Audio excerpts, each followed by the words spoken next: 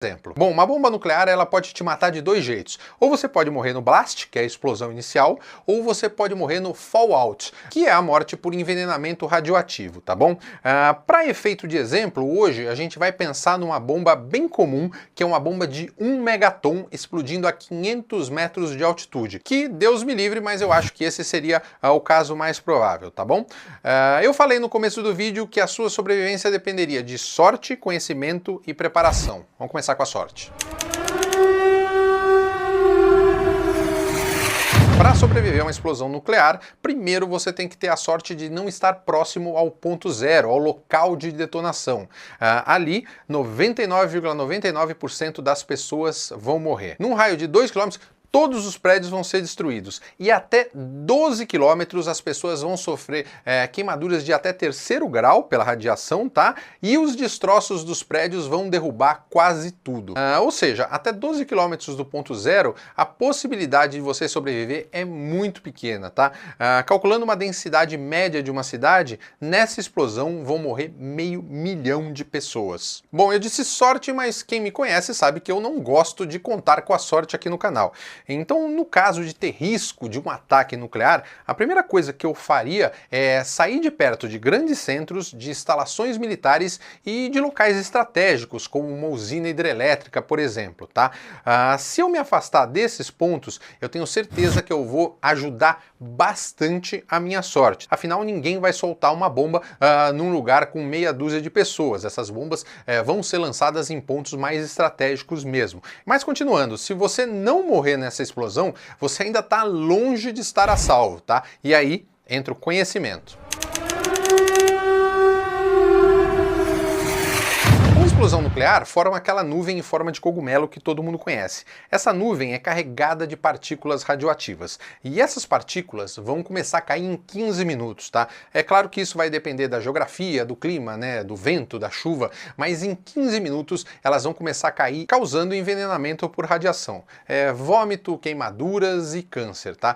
Esse é o chamado efeito fallout que eu falei e é a pior maneira de você morrer numa explosão nuclear. Então atenção, procure abrigo imediatamente, não importa o quão longe você esteja da explosão inicial, porque a gente nunca sabe para onde o vento vai carregar essas partículas. Você tem que procurar um lugar fechado, não abra janelas, não ligue o ar-condicionado, tá?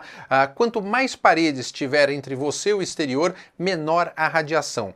Se você não estiver em casa, tente talvez um túnel de metrô ou o miolo ali, o centro de qualquer construção grande de concreto, tá? Não tente fugir. Em 15 minutos não dá para você ir longe a pé. E se você pegar o carro, você vai ficar preso num congestionamento. E a lataria do carro não te protege da radiação. Então, use esse tempo para achar o melhor abrigo possível e fique lá. Agora, se não der tempo e você for pego por essa nuvem radioativa de partículas, tire a sua roupa devagar para não espalhar essas partículas pelo ar, de preferência longe de outras pessoas, tá?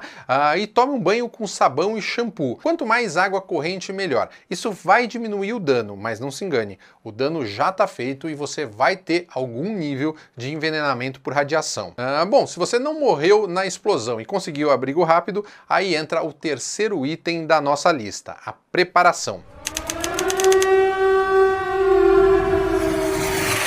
Bom, os especialistas dizem que você deve ficar abrigado pelo menos 3 dias, sendo que o ideal seriam 2 semanas ou mais. Mas se você tem que ficar abrigado lá 2 semanas ou mais sem poder sair porque está chovendo partícula radioativa, então você vai precisar de água, comida, medicamentos de uso contínuo e outras coisas básicas. E não adianta você esperar que outras pessoas venham te ajudar a trazer mantimentos ou cuidar de você, porque se cair uma bomba atômica na sua cidade, provavelmente o Estado, o governo já era e ninguém vai poder chegar perto para te ajudar por causa da radiação, tá? Nesse caso, é cada um por si. As pessoas do lugar vão poder se ajudar num primeiro momento, mas depois, quando a fome e a sede começar a bater, isso vai virar cada um por si mesmo, tá bom? Então, prepare-se antes, nunca é tarde demais até ser tarde demais. E esse é aquele momento que você deve estar se perguntando, o que adianta toda essa preparação se eu estiver na rua na hora da explosão e ter que me enfiar num túnel de metrô? Bom, é aí que entra o DNA do preparador. A gente já falou várias vezes aqui de EDC, de Everyday Carry. No meu EDC eu tenho sempre um cantil de água e 2 ou 3 barras de proteína. Isso não vai dar para 2 semanas, mas vai segurar aqueles 3 dias mínimos que eu falei.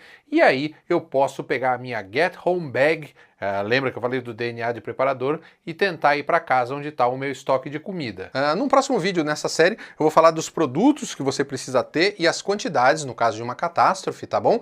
Então inscreva-se aqui no canal e não esqueça de deixar o seu like.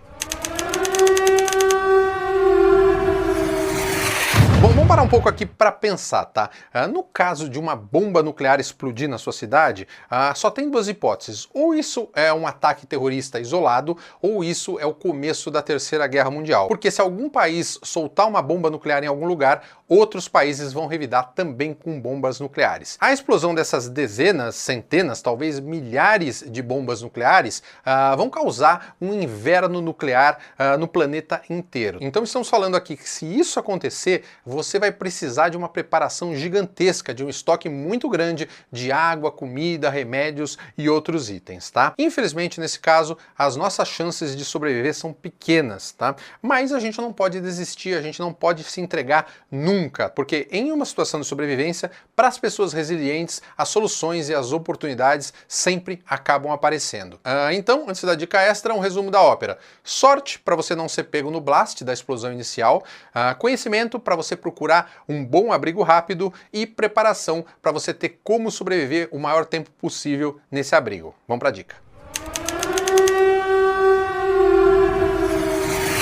Bom, no caso de uma explosão nuclear, mesmo a 20 quilômetros de distância, tente evitar de olhar para a explosão, porque você vai ficar cego por alguns momentos, talvez algumas horas, tá? Eu sei que é difícil nesse caso de você não olhar para aquele cogumelo gigantesco, mas a claridade pode sim te cegar nesse raio de 20 até 50 quilômetros, então evite de olhar diretamente para a explosão.